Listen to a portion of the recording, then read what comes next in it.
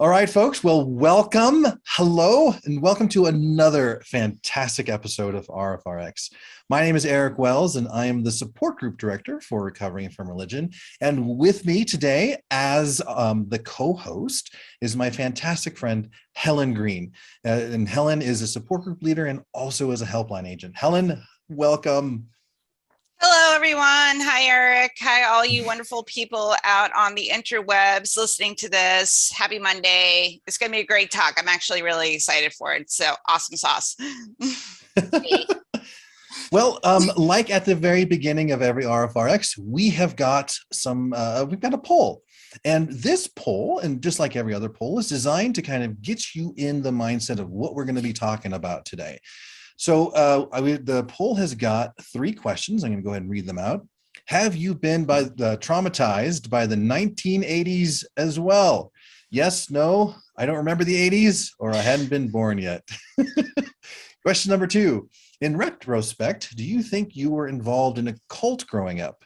Yes, no, or I'm not sure. Question number 3. Do you feel like you can define what a cult is? Yes, no, or I am not sure. All right, so those are the polls. They will be running for during this whole introduction, and we'll shut it off once we start doing the introducing our fantastic guest. But first, I want to tell you what RfRx is. What are we doing here every Monday night? Well, RfRx is a show, and it's kind of designed to bring on guests and topics about that is relevant to the people who come to Recovering from Religion, whether it's the helpline or the support group or the blog or the Secular Therapy Project, any of the programs that we have here. A lot of topics come up, like the fear of hell, or how to create boundaries, or how to have a relationship with a mixed belief family system. So these topics, we bring on the guests to talk about them. Now, this isn't a replacement for the online community or for the support groups, but instead, it really complements those communities. And the experts here are bring on some good advice and talk about some great coping skills. So with that in mind, if you have any questions, comments, or inquiries, you can email us at rfrx@recoveringfromreligion.org. And if you miss this and some other shows of RfRx episodes, head to our YouTube channel, Recovering from Religion, or youtube.com/Recovering from Religion. So Helen, tell us about what Recovering from Religion is. So those of us who volunteer at Recovering from Religion really believe in our mission statement, which is that we offer hope, healing, and support to those struggling with issues of doubt and non-belief. How do we do those things? So let's start with the healing aspect. So if you're struggling with doubt, questions, dealing with family members that are religious, and you're, trying to gauge conversations with them, whatever it is regarding religion, you can call or chat in to our helplines, and you will be connected with one of our wonderful agents who are well trained, and they will offer an empathetic ear. There'll be no judgment, no criticism. Basically, they're just there to listen, offer empathetic support, and offer you resources and feedback for whatever you're struggling with. It's available 24/7. Either you can chat an online call, or you can also schedule a chat too. So you really want to talk to someone, but you have limited time. You can also schedule a time for an agent to get back to you. We also have a resource page, which has a bunch of different stuff on religious topics, skepticism, support, all those different things on our resource page. There's a whole bunch of articles and books and videos and podcasts and all these different things that we offer to people. Really good resources to kind of give you a jumping off point for the questions that you're having. And then the second aspect of this is offering hope. So it's really here, on RfRx, we get to hear wonderful personal stories from people that of different backgrounds, different religious upbringings and stuff like that. And that also happens on the helpline. And we're kind of all in this together. We all need to lift each other up, be supportive to one another. And we do this in a couple of different ways. You can, we have a blog where which you can click into, read, hear about people's stories, not just from recovering from religion, but just different people talking about their deconversion process and all those sort of things. And we also have a podcast, a former podcast that we have, which a bunch of different talks also on recovering from religion and skepticism and people that have been active in the community that you can reach over to use that as a resource as well. So, you know, we have a bunch of different ways that you can find the healing and hope that you're looking for, and find a wonderful, warm community of people that are there to listen and be a support system to you. So on that note, do you want to talk about support, Eric? Heck yeah, I do. As the support group director, I love talking about the support groups. And if you hadn't figured that out by now, then this is probably your first RfRx you've ever attended. The peer support groups, these are face-to-face meetings, whether it used to be in person. Now, due to the pandemic, it's all virtual. But these face-to-face meetings are where we really can get to do the long-term work, because as if we are fully transitioned out of religion, that doesn't mean all of a sudden we don't have any issues that stem back to religion. A lot of stuff keeps popping up. And that's really what these support groups are designed for, is to be a safe place to talk about what's been going on, because many of us may not feel comfortable to do such to have these difficult conversations in our religious communities or with the friends and family around us. And so we've got 64 groups around the world. You can find the nearest one to you on our website or at the link that I'm going to drop in the chat. I'll get it there eventually. We have, in addition to a lot of the geographical based support groups, we have a lot of, we have 2 virtual chapters, and these are the kind of the catch-all. Whether you're in Europe where there's not a whole lot of chapters, you can join in on the virtual one, and a women's specific virtual chapter as well. I love talking about that because it's a brand new one that we've started up, and it has just been really, really powerful for those who have been able to attend, and that goes for any female, because people who identify as female are women. So you're welcome to join that as well. Secular Therapy Project is the next thing I'm going to talk about. We've talked about the helpline. We've talked about the support groups. That's peer support. No one is professionally trained through the RfR system in those 2 programs. But we may need more help than what peer support can provide for us. And so that's why we've set up the Secular Therapy Project. It's a directory where a client like myself can create an account and search nearby here in the US, either it's like 30 or 50 or 100 miles radius, or even in the entire state. You can also, there's also a lot of international therapists as well who you can connect with. So I can search for a secular therapist near me. And these secular therapists have been vetted to ensure that they have the appropriate licensing in their state or country, to make sure that they're maintaining a secular practice. So you won't run the risk of being proselytized to while you're paying good money and spending good time to get mental health, help. And then they're also screened to make sure that they use evidence-based treatments. And you can create an account and sign in at the seculartherapy.org. Okay, online community. Tell us about that, Helen. So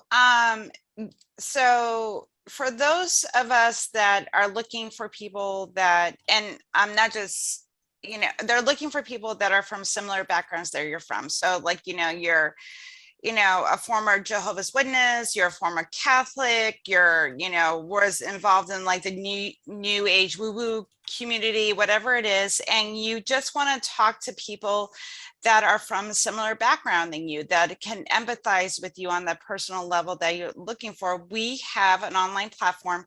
You have to, on our Slack platform, but you have to be invited by an agent. So if you call or chat into the hotline and an agent, after you converse with them and an agent feels that you would be a good candidate to join us, you'll get invited and you can connect with so many different backgrounds and wonderful supportive people that are more than willing to have discussions with you, offer support, offer their perspectives, which is really great. We also have a couple things that go on like our Zoom meetings. We have a Sunday night Zoom meeting hangout. We also have a Friday afternoon hangout that our wonderful volunteer Rob runs. So there's a bunch of different things that you can do to connect with people that are in their recovery process from religion. You also get to hang out with the helpline agents, which is really cool too. You know, we're a chatty, friendly bunch, and we like to, you know, connect with the community and the people that, you know, join our community. So, you know, that's a great way to meet people too. I want to give a shout out to the Atheist community of Discord. I am a member there. Our wonderful friend Nikki is streaming on that platform. And if you are looking to get into discussions, get involved in skepticism in the atheist community and find support there, please check us out on there. We're all, for the most part, all a really wonderful bunch. So I definitely recommend joining us on the Discord. Also, if you are interested in what we do, and really healing can come from helping other people, because I know that I found when I've been volunteering for RfR, I've been at it for almost a year now, and whenever I help someone, whenever someone tells me that something I said, or you know, offering that support, that makes me feel like, you know, I'm doing the Lord's work. So if you want to get involved with us, we are always looking for volunteers. We don't care what it is. You can be a helpline agent, you can work in tech, you can help Eric edit videos, whatever it is. That would be nice. We are looking for people to help out. So please go to our page. Eric's going to link it, fill out the application. You'll be well trained and you'll be involved in a really wonderful community of people. And I can say for myself and other volunteers here that we are very proud to be part of this organization, and we would love to have you.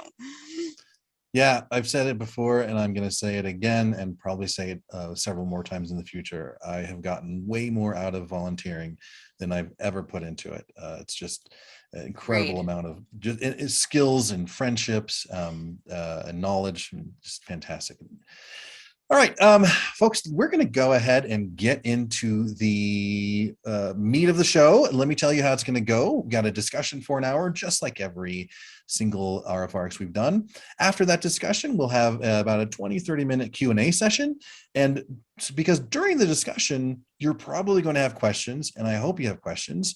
Please type them into the chat. And that goes for you, Atheist Community of Discord. We're monitoring that chat as well.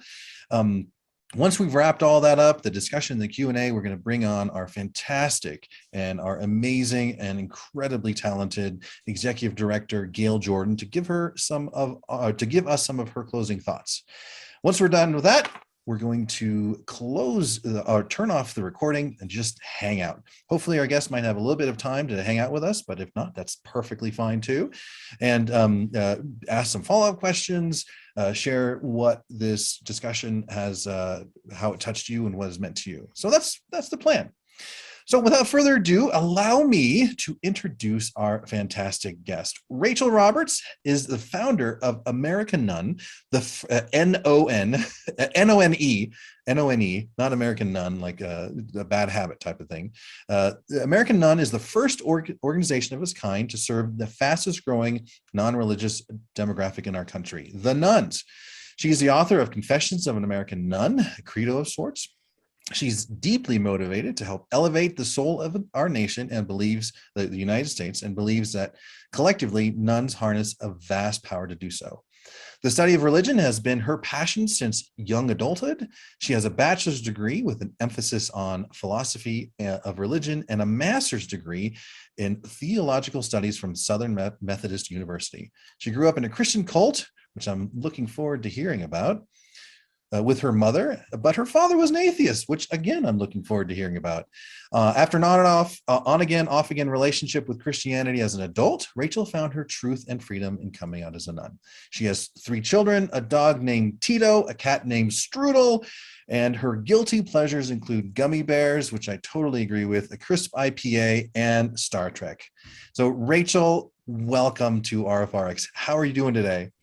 I'm awesome, Eric. I could not be more exhilarated to share some time with just this incredible energy of all the people here this evening. Thank you so much for inviting me.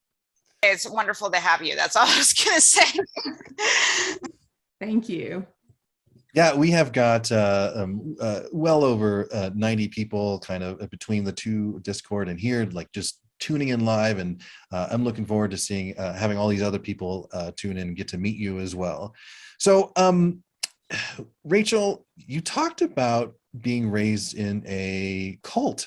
So tell us a little bit about that.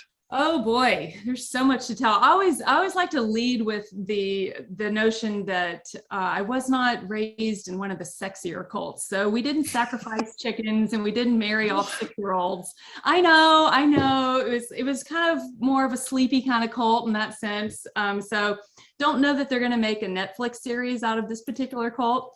But the truth of the matter is that the type of cult that I grew up in is, I consider in some ways more insidious and more dangerous than the ones that make all the headlines, because they fly under the radar, doing a great deal of damage to people, particularly vulnerable people like children and single mothers, which is how my mom got involved in this cult. And when it's, if you're not sacrificing chickens and marrying off 6-year-olds, then nobody's really paying attention.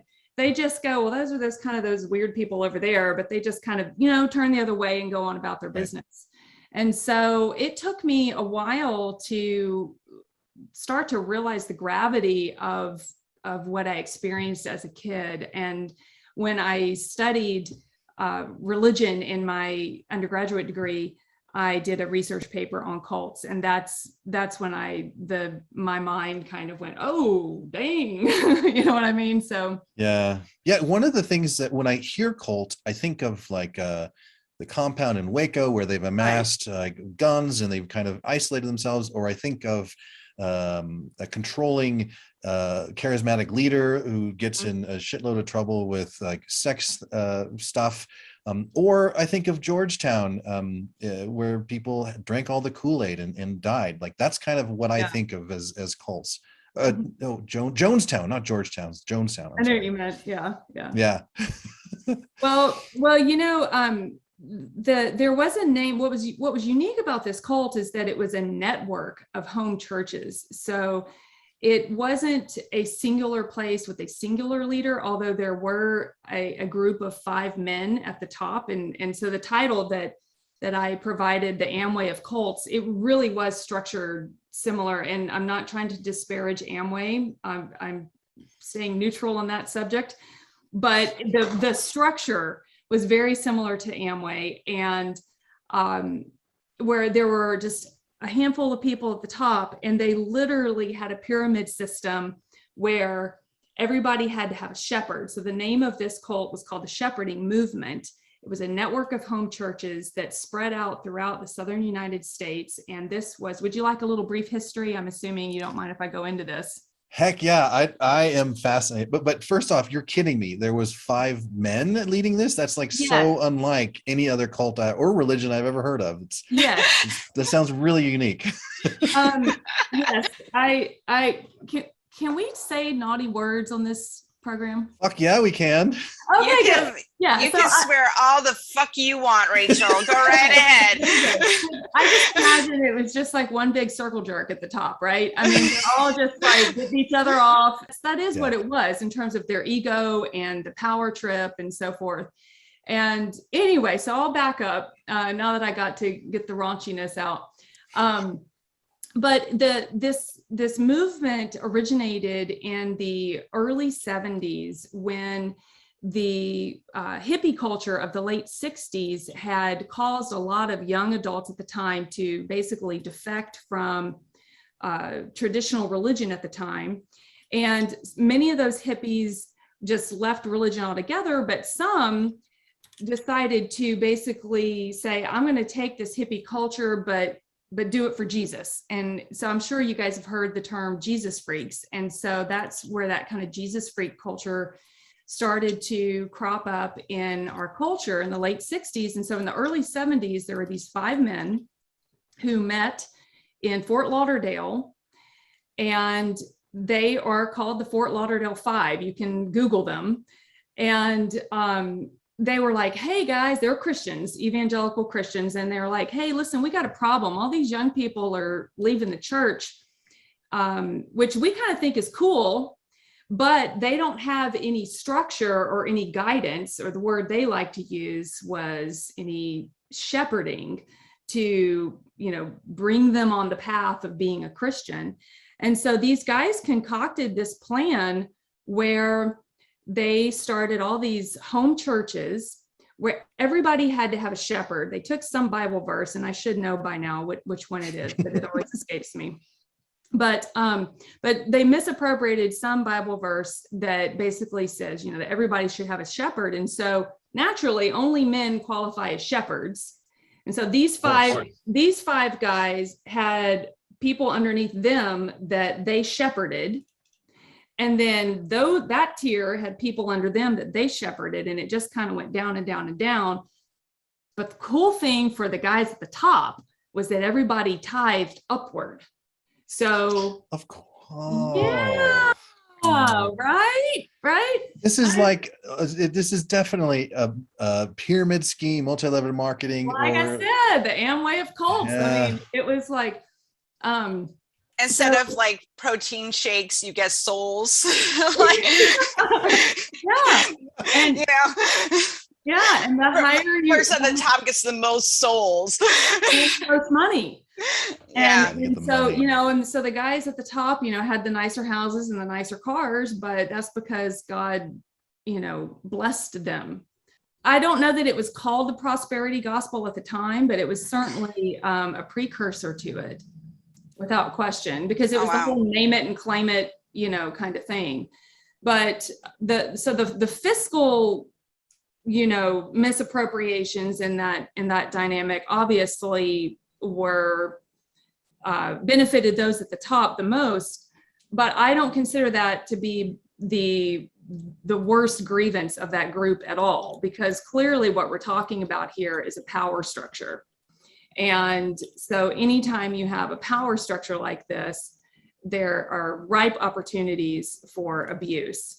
And so you can just name, you can if you can think of it, it happened. And so these shepherds, you always had a male shepherd. So I was a female child. So my shepherd was my stepfather.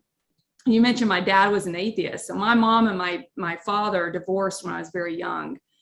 And so my mom, as a single mother, got involved in this cult. And then that's when my stepfather became my shepherd. And so as my shepherd, as a 6-year-old kid, he was the voice of God. So he channeled God to me. So not only was it like a multi-level marketing of like the money would go to the top, but the voice of God would travel down through the shepherd lines. Oh, yes. Geez Louise. Yeah. So you didn't have direct, as a female, you didn't have direct communication with God. And so whoever your shepherd was would have the power to come to you and say, God told me XYZ. How did they get to talk to God? Or like just because they said it, or was there some sort of ceremony or something? Like, this just seems totally random as a person who could channel the God. No, all you had to do is read the epistles of Paul and see that, women didn't have the same type of authority as men did. And so it was basically just opportunistic patriarchy at the end of the day, really. Jeez. So, but then if you take that structure and you couple it with someone who is by nature an abuser, then it's even a million times worse. So I'm still friends with some kids that I grew up with. I mean, they're not kids anymore, but and they were not as damaged as I was, because they had good parents who just happened to get swept up in a really bad ideology, and then since they left, you know what I mean? So it just kind of there were different shades of this, but I knew of some people who were gay who were traumatized severely because the shepherd would tell the person, you can't wear your hair that way. You have to wear makeup. Wow. You have to, wear heels and carry a purse, and, just try to make somebody be somebody that they weren't. And but in the case of the way my brother and I grew up, it was just a lot of abuse in the name of God. So would they read the Bible a certain way and then say that God was talking to them based on the interpretation of the Bible, or was it very arbitrary, and they say God told me that you can't wear your hair this way? Was it just a pick and choose kind of thing? Yeah, it always is, isn't it? Yeah. I mean, really. And so, we played Russian roulette with the Bible, where, you would close your eyes and flip it and then do that, and, and see what the message was for the day or whatever. And I would sweat bullets that what if I land in Leviticus or Deuteronomy? I know, right? Shit.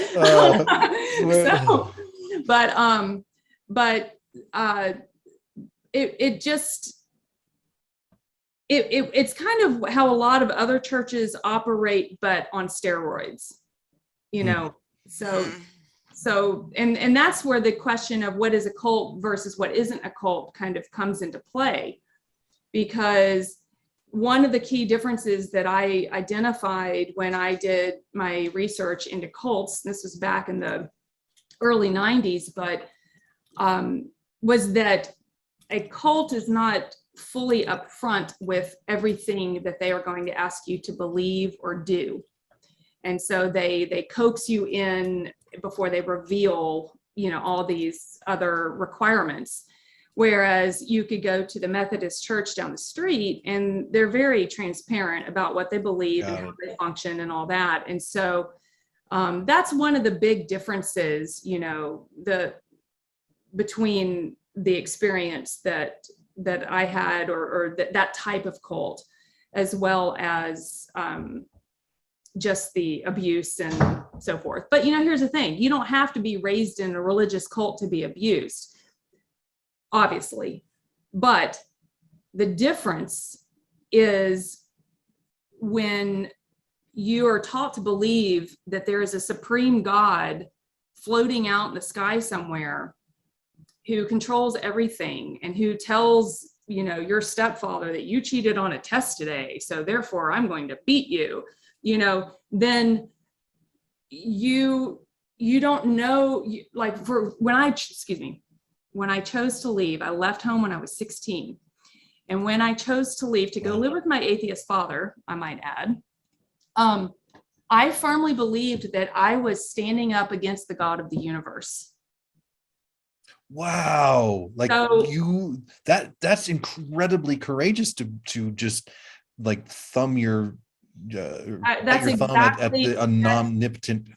Wow. That's exactly what I did, because, and I really believed it with every fiber of my being, that by me choosing to leave my home of origin to go live with my father, who was an atheist, that I was basically giving God an FU. And I was scared to death. No But kidding. it got down to this. It was, I'm either going to die if I stay here, Mhm. or I can leave and see if God will kill me as a result of leaving, because maybe he won't, because that was the way I thought at the time. I don't think that way anymore, of course, but yeah, that's exactly what the stakes were like for me at that time. So backing up again, just a little, I want to get back to this conversation, but what was this thing called? Like, did it have a name, or was it The shepherding movement? the shepherding movement? Okay. Mhm. I've never heard of this before. Well, like I said, it was one of the lesser sexy cults, and so it blended in fairly well, particularly in the Southern United States, which is, as we all know, still very conservative in a lot of ways. And I'm down here in Dallas, Texas, guys. So I'm waving a flag over here going, is anybody listening? I'm a Florida girl, so I had like a follow-up question, because you said that it was kind of in like small households, like it spread like kind of like this underbelly, in conservative Christian households. How was there like a lot of homeschooling, not doing the public school thing and stuff like that, and like the secular world is evil and bad? And Totally. Yes. Yeah, I was just about to bring that up. I was homeschooled. So that was when homeschooling became this really big deal in the 80s. And I was literally taught that dinosaurs were a hoax, and they were planted there. The bones were planted there to, trick us to determine whether or not our faith in God was bigger than the trick. And so, just kind of wackadoo stuff. And so, yeah, I was homeschooled in what would have been my freshman and sophomore year of high school. And that's when I became suicidal. Because when you left homeschooling and went to public school, when I was homeschooled, oh. for 2 years, and you don't go anywhere, no friends. Oh. I was a live-in, basically maid and nanny. And I had my full brother and 2 half brothers, all younger than me. And it got so bad at that point. And I had come forward telling the elders of the church, or telling my stepfather, my shepherd, that I had been sexually abused by an elder in the church. And they told me that basically, we don't believe you, and he's a man of God, and so forth and so on.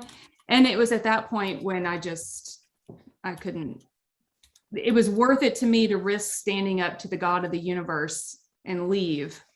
God. And stay. And so the point is, I don't tell these stories now because I'm like, oh, poor me or whatever. I'm way past all that.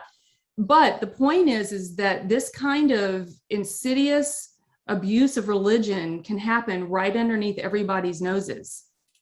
And so I had extended family, which the church had basically done a lot to sever our relationships with our extended family and so forth. But they tried to reach us, but we were too insulated. And that was intentional. That isolation and insulation sounds 100% intentional. Yes. I think they thought, like Helen was saying, it was the big bad world out there. I write about it in my book, but it was the big bad world versus us. Mm-hmm. It sounds like this was how you were raised. Like you were brought up to be the maid, you were brought up to be emotionally abused, and you were brought up to be a servant. How did you see past that? Like I don't want that for my life. I don't this isn't how it should be. Like, how did that even occur to you? If it was just normal and how life was for you, how did it get past? Yeah, the sliver there, I would describe it sometimes like living underneath a dark blanket and you just have a pinhole that you can see through, and there's light on the other side. And so the pinhole of light that I had available to me was my dad, who was an atheist. And so when I left home, I went to go live with him, and I pretty much, I came up with a book title I haven't written yet, but one day I'm going to write it probably. And that's that I learned how to love when I quit being a Christian.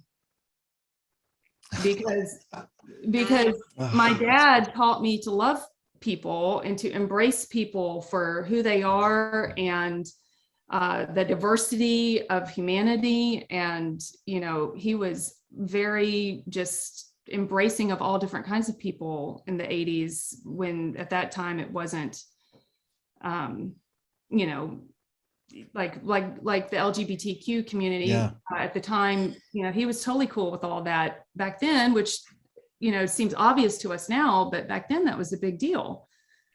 Yeah, at least in Louisiana it was. You know? Back in the 80s, I remember growing up amidst the satanic panic, and I also the panic that was brought about by the AIDS pandemic, and the horrible propaganda that U.S. government and so many other religious organizations were spreading about HIV back then too. It was very scary, and so many believers were talking about it being the end times in the 80s for sure. But it's always the end times. It always is, right? Yeah, totally. Give me Morrow. So, Wow. so you were mentioning that like your childhood was very, very controlling. Like, you know, it was very misogynistic. You know, you're being brought up to be like a servant and stuff like that. So if you were going to like find a partner, get married, would your shepherd kind of pick your partner for you? Like, were women allowed to have a say in the person they were going to marry, or something like that? They would say that they let you make your own choice, but it was one of those, you know, clearly understood things that a person will tell you. Your shepherd would, you know, that's how my mother married my stepdad. You know, on the surface, she had the choice to marry him, but it was one of those deals where her shepherd, we were in Louisiana and he was in Florida, and the pastor of our home church in Louisiana and the pastor of the home church in Florida said, "Hey, I got a single guy, I got a single woman. God tells us that they should be connected." And then, you know, you know, to say no to what your shepherd suggests is not so cool. So even though they'll say you have the freedom to make that choice, you really don't. And so I grew up waiting. I thought life was going to end as soon as I turned 18, unless I had a husband in the wings. And so, and then I became a lesbian for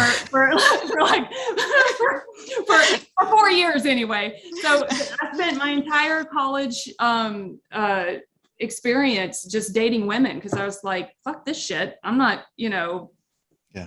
And I really try not to use potty words all the time, but sometimes I get riled up about this subject.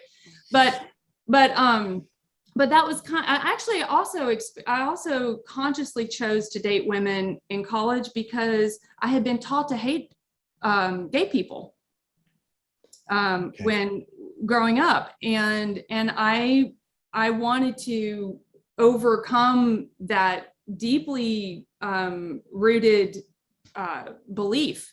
So what better way to overcome something than to just dive right in? So that's what I did.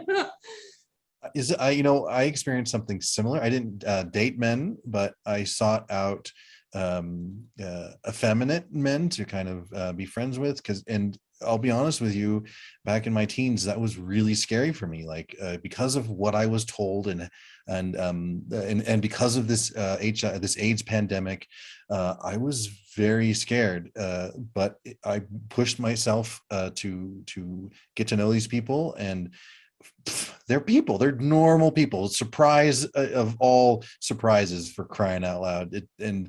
It was damaging to be taught that stuff, but it was freeing to learn and find out what a lie it is.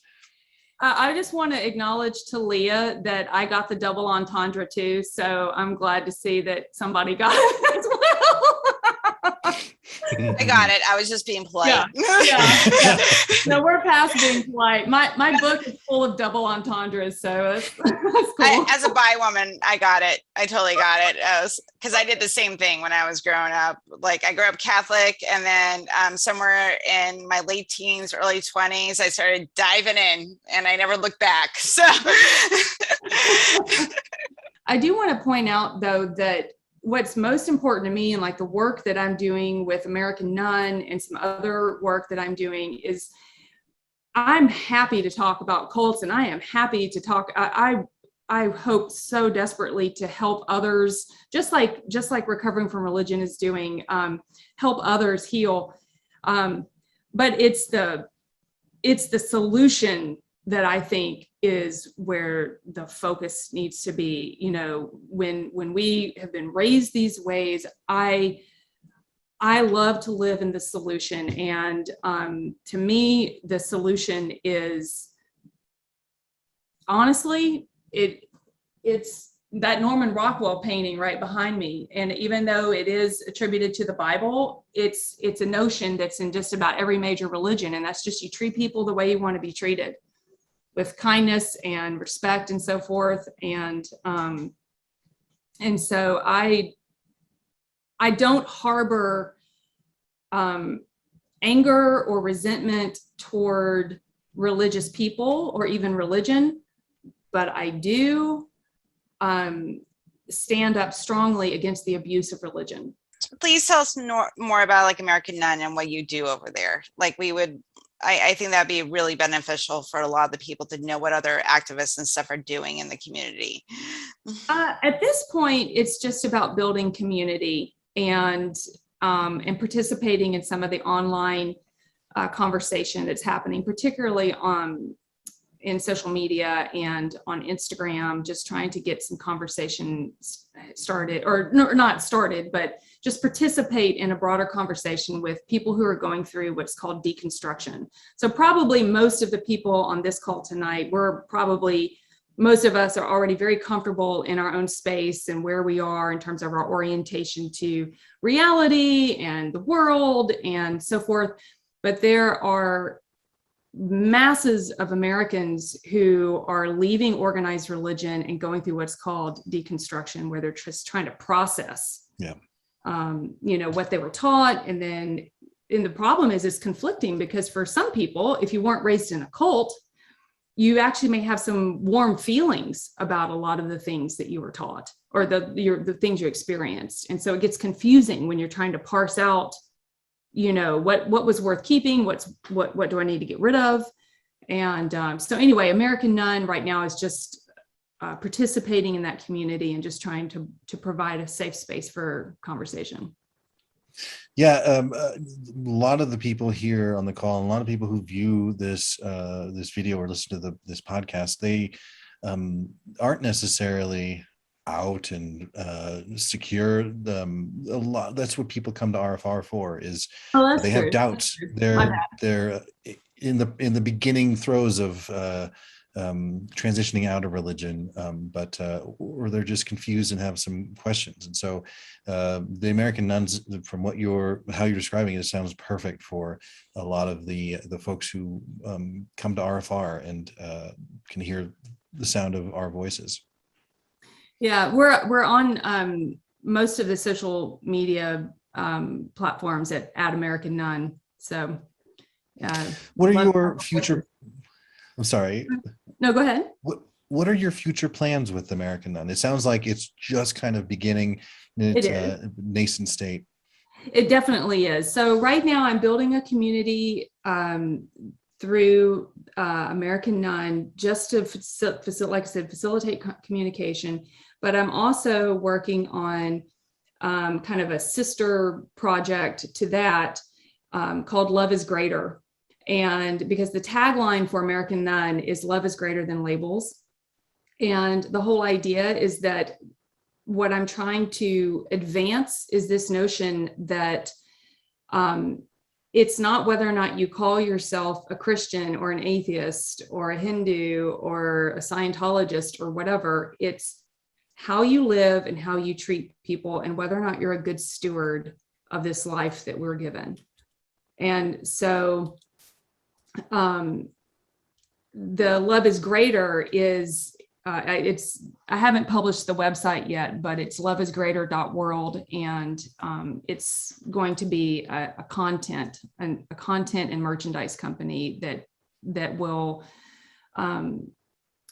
take proceeds, and it's a for-profit business so that I can make money to turn around and give to a variety of different nonprofits.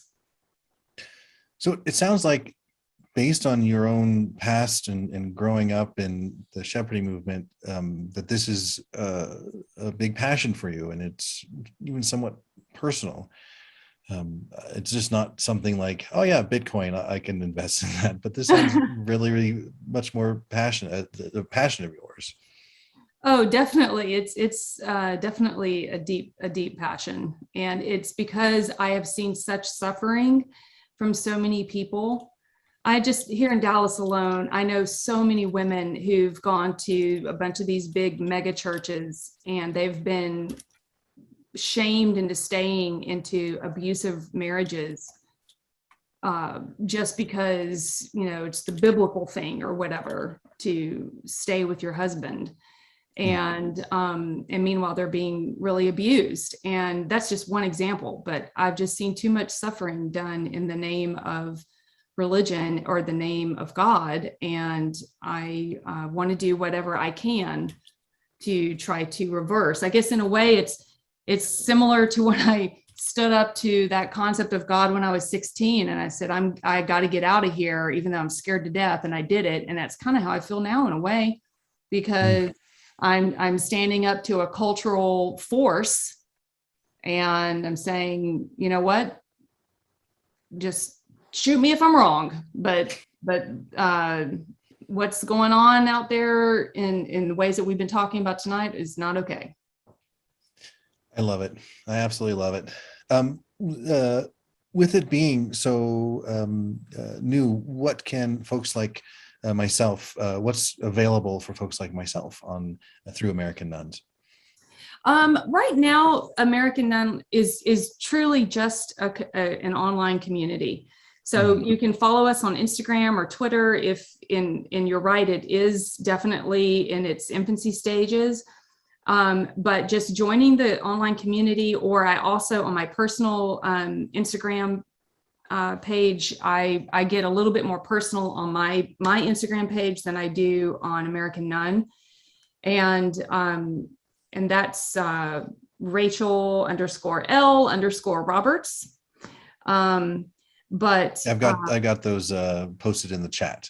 Oh, okay. Be in the YouTube description as well. I need to put them over on the Atheist Community Discord too. I'll drop them over there. So yeah, so I just, at this point, it's just a matter of fostering communication. But shortly, within a few weeks, I'll be launching loveisgreater.world, and this is where I want to dismantle the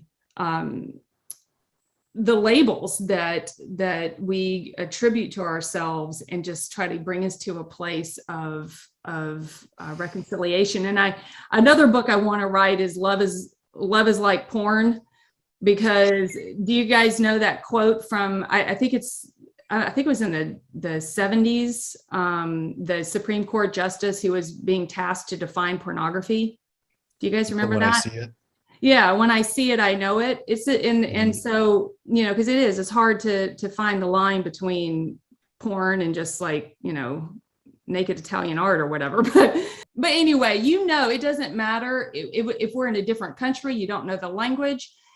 If it's music and you don't know the language, you know love when you experience it. Loveisgreater.world will be a content and merchandise company that will then, like I said, the whole point is to make money so that it can be given away to other nonprofits that are living love in the world. You mentioned Star Trek in your bio. Was that something that you watched quite often in the 1980s?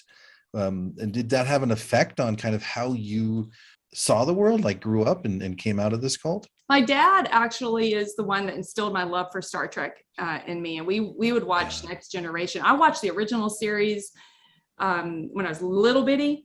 But then I basically kind of came of age on Next Generation, and just some of the themes that were dealt with in some of those shows really just, it made me want to live then. I was like, I want to be on the Enterprise, but yeah, pop culture was very important in giving me a sliver of a sense of there's a different way of understanding the world, other than the way that I knew it growing up. And the way that Star Trek was egalitarian and just, intelligent, because that was the other thing. I didn't realize, I literally was taught by my stepfather that it was evil to use my mind, that and I am an intellectual by nature, so it was I didn't know it as a kid, because I was the one that would ask all those questions, like, well, what about the people in Africa that have never heard of Jesus? Are they going to go to hell too, mommy? And then she'd give me some, pat answer that wouldn't satisfy. And so Star Trek kind of helped me find a space where I felt I belonged, I guess. Star Trek Next Generation for me was something very similar to you. In some sense, I had like this Pollyanna view of the world where it's all unicorns and rainbows. But when reality would kind of come at me, Star Trek instead became more of a goal. Like, hey, they wrote this, we can achieve this. Let's give it a shot. Yeah, I wrote a paper in my freshman year of college called When Men Wear Skirts. And at the time, that was a really radical notion that a man might wear a skirt in public in the United States. But the point of the paper was, we'll know that we've reached some type of equality when a man can wear a skirt walking down the street and nobody thinks anything of it, because we've been hearing, women had been, beating the drum for decades. And I'm not suggesting we've arrived, because you never really arrive, I don't think. But I didn't think, going back to your point of, if they do it in Star Trek, why can't we do it now in this lifetime? And I would have never guessed when I wrote that paper my freshman year of college that we would be in the space where we are now, where, gay marriage is legal, and non-binary, people are being treated with respect, at least in portions of the country, maybe not in Texas, I don't know, but you know what I mean? But so yeah, it was very idealistic like that, but in a positive way. And I've always seen science fiction as like humanity's wish list in some sense, like reading Isaac Asimov's works, and it's also, science fiction can be like a warning as well, to like 1984 and Fahrenheit 451, things like that. I have a question. Yeah. Who is your favorite character on? I'm going to do all the Star Treks. Who is your favorite character of all time of all the Star Treks? Oh my goodness. Oh man, that's a great. Well, I had a mad crush on Jean-Luc. Did you really? Oh, I had a mad crush. I still have a mad crush on Jean-Luc. Yeah. I never went away. Yeah, I was like 16, fawning over Jean-Luc. I don't know what that says about me. Maybe I have daddy issues. I don't know. You're just like a sexy bald man.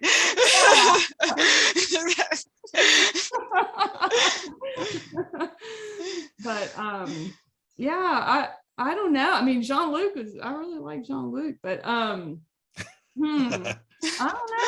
I've never really nailed it down to one, I don't think. So yeah, I can't say that I can answer that. I'm sorry. That's a little overwhelming. It's a deep philosophical question. Yes, I know, that's the thing. In my mind, I'm like trying to think through like all these different facets of the different characters, and well, what would I pick ultimately. So Rachel, what I've experienced with the secular community, it's like herding cats. When we come out of religion, having been told how to live, told what to do, told what to eat, told who to love and who not to love, and then we get out of religion, we want to completely reject almost any form of leadership. Now, I'm not talking about everyone. This has been my experience for a lot of, just with a lot of people and secular communities. Have you seen that? And if so, what's the plan to kind of address that in American Nuns? That's actually a fabulous question. And that's one of the reasons why I'm launching loveisgreater.world, because the facilitation of conversation needs to be just simply what people who want to be there to participate. And it is sometimes hard to find a rally cry or a unifying message, I guess, because when people have had kind of some disparate experiences, and they all land in somewhat different places on the other side in many ways. But that's where I realized that most people can agree that if we're simply loving to one another. Now, I know I'm smart enough to know we have to define what love is, and that can be defined in a lot of different ways. And the word love can be misused and abused, just like the word God. So I'm not naive to that, but truly, I do believe with all my heart and mind, because I've been studying this for many years, that the experience of love between humans transcends all these limitations. If we can have the conversation around that, then I think that's something that can at least allow more people to come to the table together than having it be a division between whether you're religious or not religious or what you call yourself and all that. And the other thing is, honestly, Eric, in a very pragmatic way, if I had the budget, I do think that a savvy marketing campaign would help people realize, basically come out of the closet. Because I parallel what's happening today with the defection from organized religion to what was happening in the LGBTQ communities back in the 60s, 70s, and then coming to kind of its apex in the late 80s when the AIDS epidemic, forced it to be so. Where now people, it's like they know they're not really religious, but they don't really want to come out of the closet yet. It's not totally a safe, kosher thing to do, at least in a lot of circles, a lot of places. And so, if I'm down here trying to launch this organization in Dallas, and I do think that if I had the funds, I do think that people would resonate. Like, I have a quiz on the website, americannun.com, where you can take a quiz to find out if you're a nun. And if that got in front of more people, I think they would feel more empowered to say, hey, this is who I am and it's okay. And once you realize you're not alone, then you're more prone to find community. Because how many LGBTQ people had community, really like rich, extensive community prior to the last few decades? They were afraid. Yeah. Not here in the US, I would imagine. Does that make sense? It does make sense. And I have a similar feeling as kind of what your observation is, that the nuns are close to hitting this tipping point. This it's like a snowballing effect, and more people are realizing that they don't believe in what their parents and what their grandparents and great grandparents have taught and believed all that time. And it might be this great awakening that's eventually going to happen within our lifetime, I hope. And again, that might be Star Trek Pollyanna thinking, but I am seeing the same similarities. And matches that you're kind of describing as well. Well, part of what I'm hoping too is that one of my long-term, this is definitely a long-term objective with American Nun, is to normalize being non-religious, but do it in a loving way. Because unfortunately, the atheist movement from the 20th century had some bad PR, and it's just maybe because of a few people with some megaphones, but it put a bad taste in the rest of the public's mouth about, you know, who atheists were. So there were all these misnomers about what it means to not believe in God. It wasn't fair. Does that make sense? I mean, you know the stereotype, and I'm not saying that is a fair blanket statement at all. I'm just saying that if we can normalize being non-religious, but do it in a very loving way, that'll go a lot farther with more people than, you know, being antagonistic and things like that. I think like especially with the new atheist movement that happened in like the 2010s and stuff like that, right. It was very male dominated, antagonistic, you know, calling religious people dumb for, you know, believing in like sky gods and whatever their beliefs were and stuff like that. And I understand that a lot of that came from like this anger place, you know, and maybe like a little bit of trauma, and also to get clout, you know, and like me as an activist, like I'm always saying like, the biggest message we have to get out there as non-religious people is to be compassionate. You know, you're not going to win anybody over to your side by yelling at them, by demanding they think the way that you do. What you want to do is show that like, I'm just a person and I care about you and I want you to be happy. I just don't hold a God belief. That's it. Mm-hmm. You know, and if you can get over to where I am and see the world for what it is and not that what you want it to be, and accept that other people are just people, you're going to be fine. It's going to be fine. And you'll find wonderful people that will love you for you.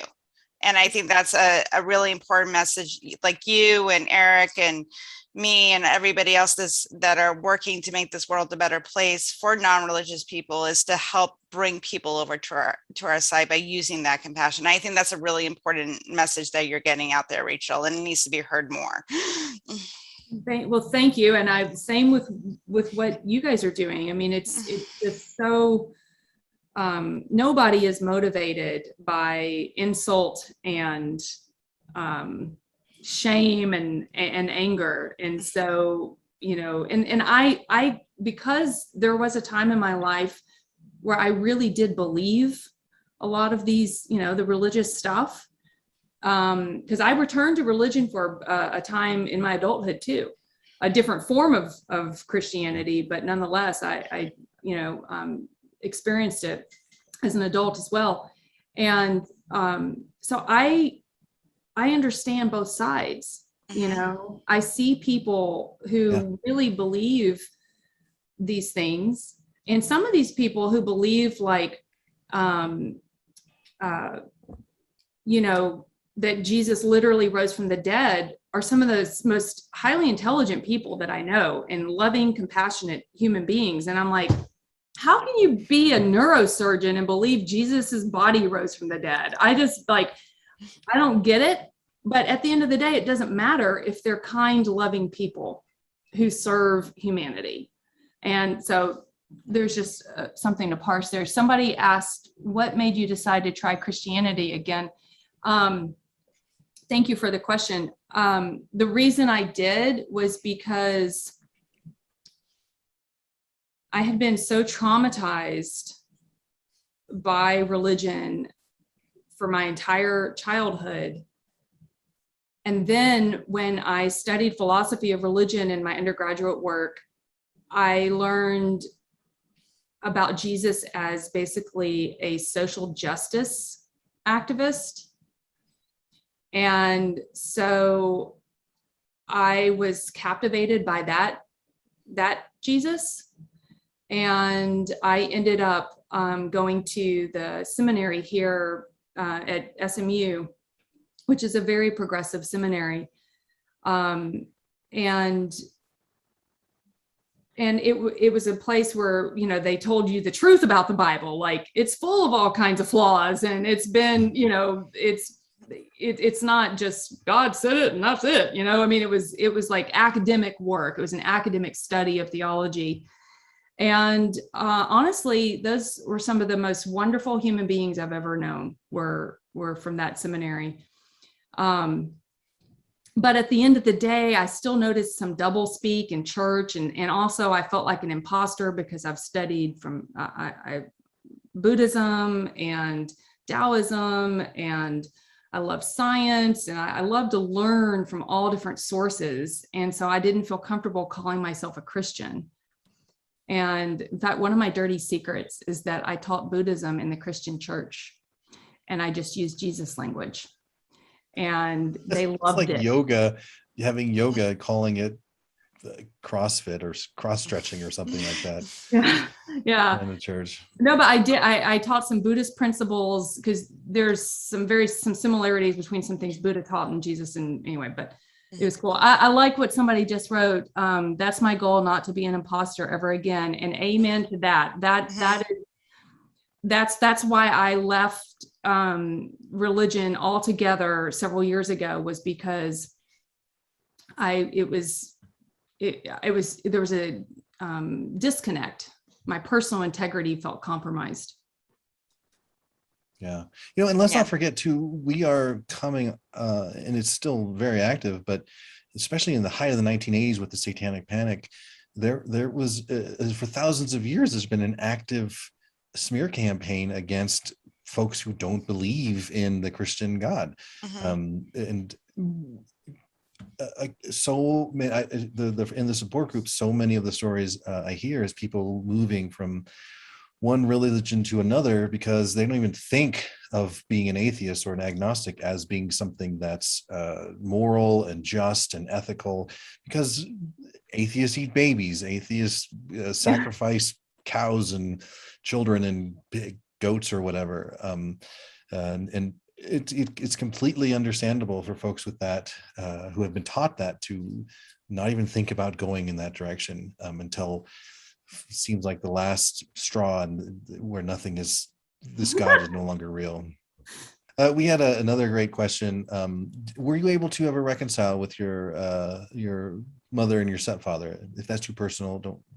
Oh no! Listen, I told all my dirty secrets in here. So I have nothing to hide.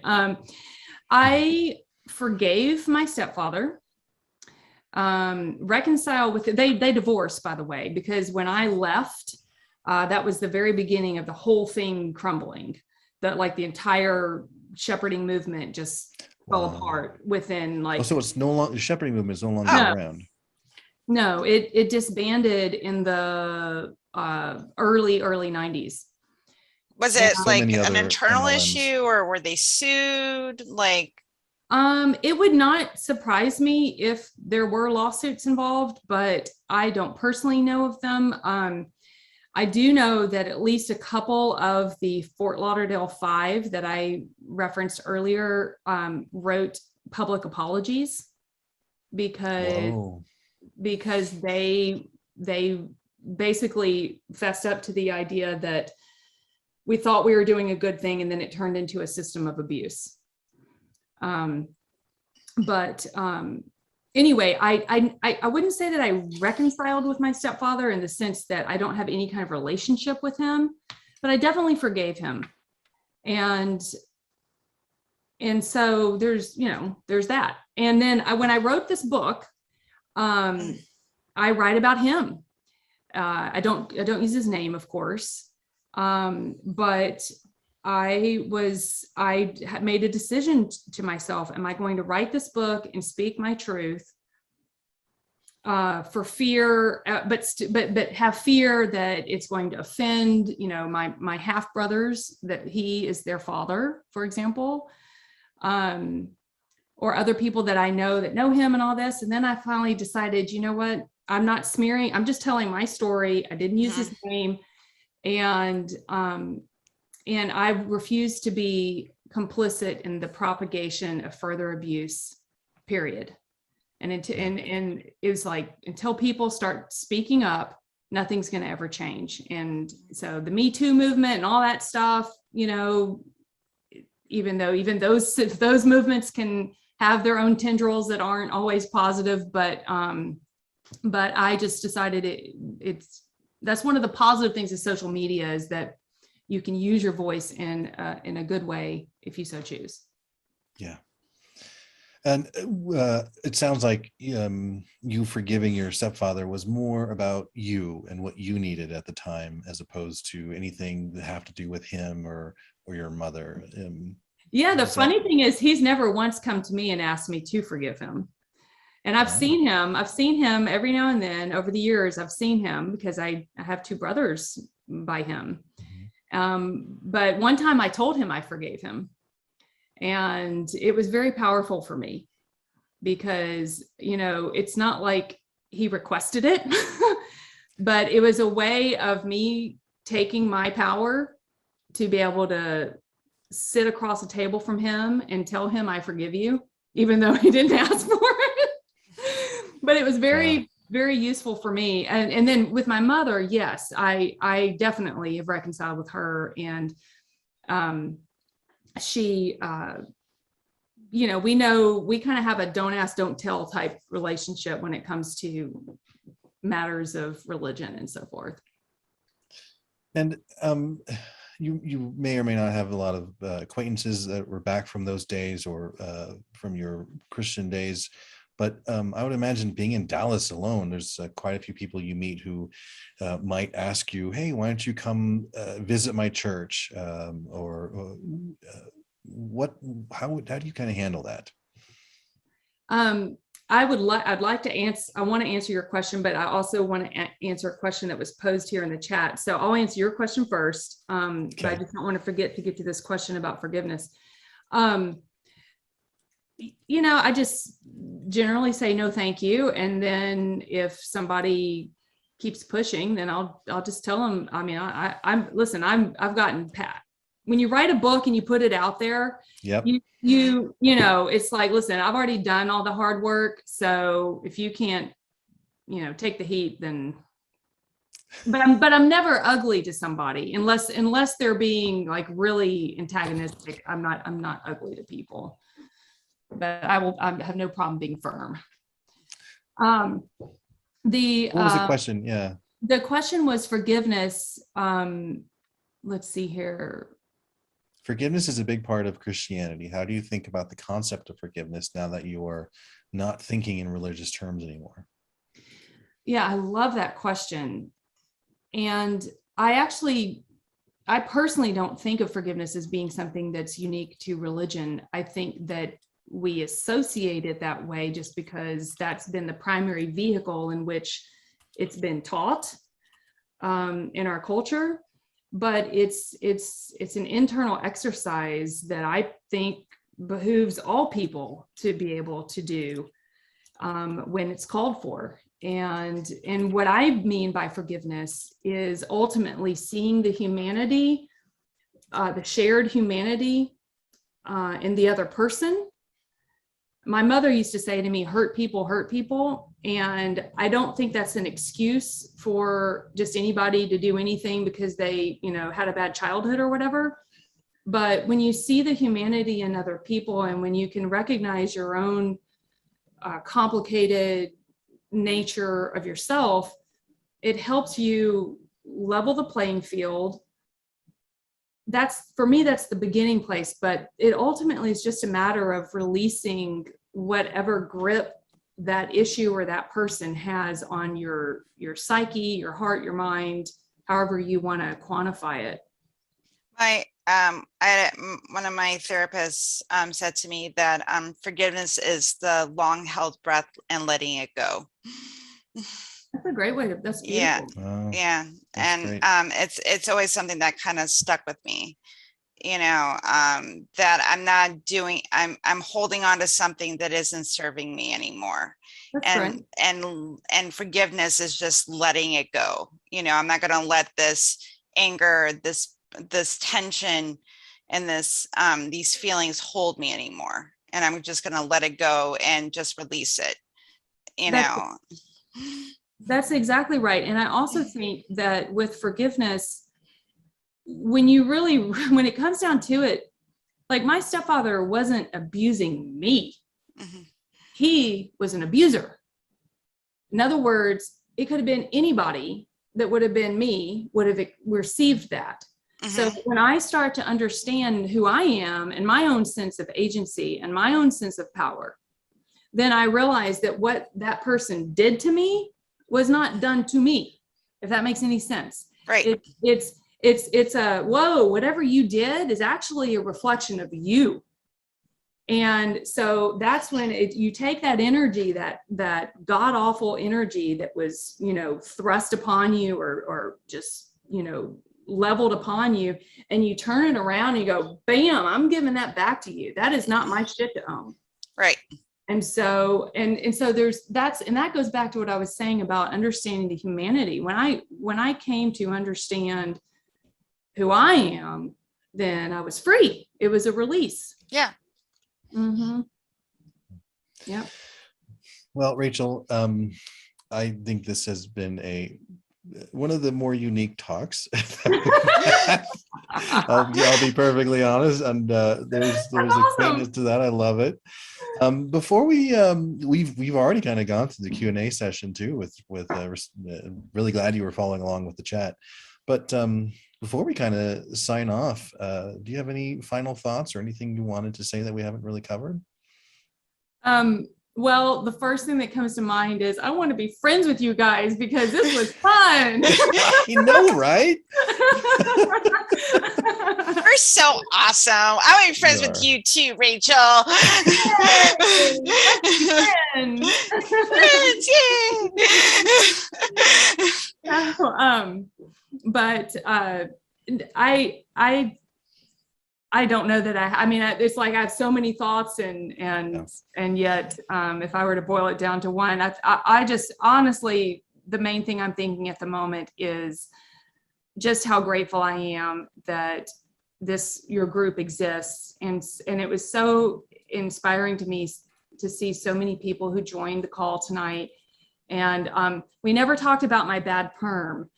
But yeah. I guess that wasn't a pressing issue for everybody because I didn't see any questions in there about my perm. But I have a feeling I'm not the only perm survivor from the 80s that was on the call tonight. So and folks, if you follow her Instagram, I think that she shares or has recently shared some of those pictures. If like you were kind of showing us before the show started. Yeah. So anyway, thank you for everything that all of you are doing. And Helen, do you have any final thoughts as well? Anything that you didn't ask or want to know?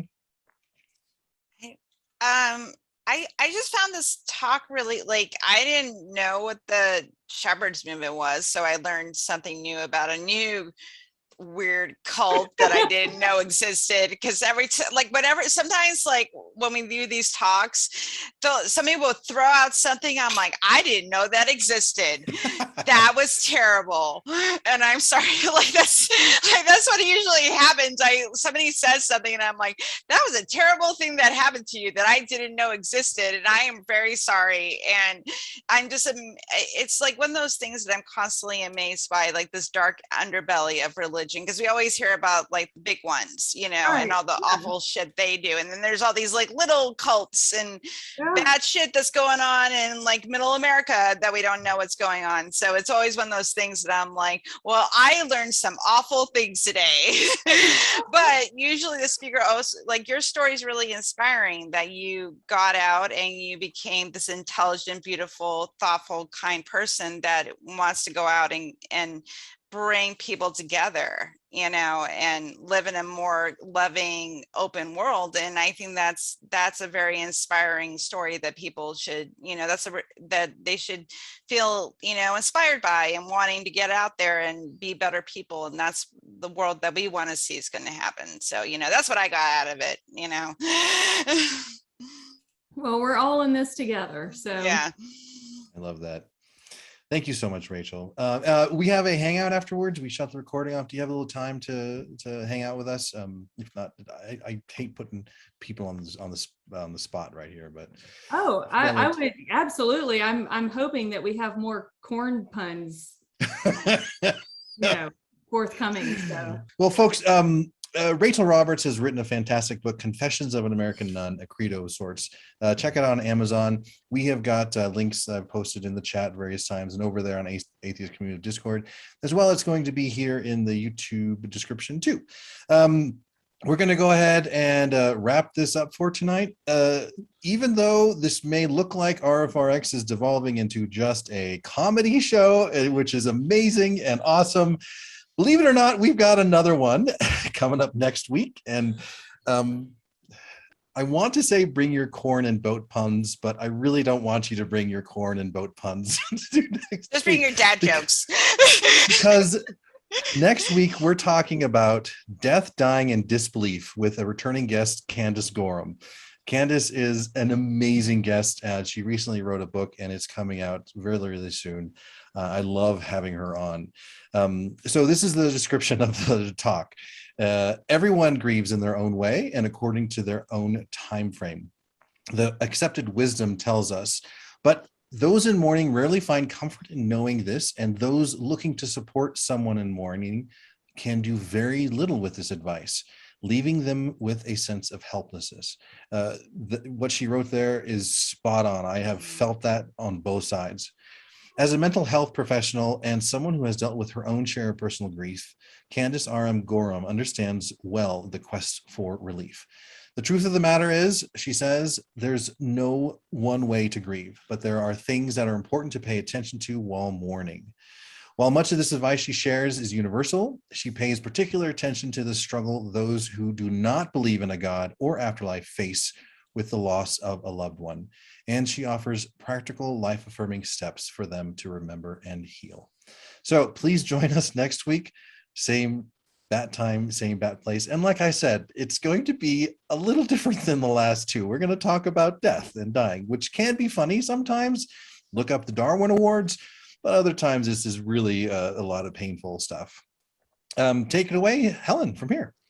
If you want to hear our previous RfR talks on, there's a topic that you're interested in, you weren't here one week, please go to our YouTube channel and Recovering from Religion, all the previous RfRx talks.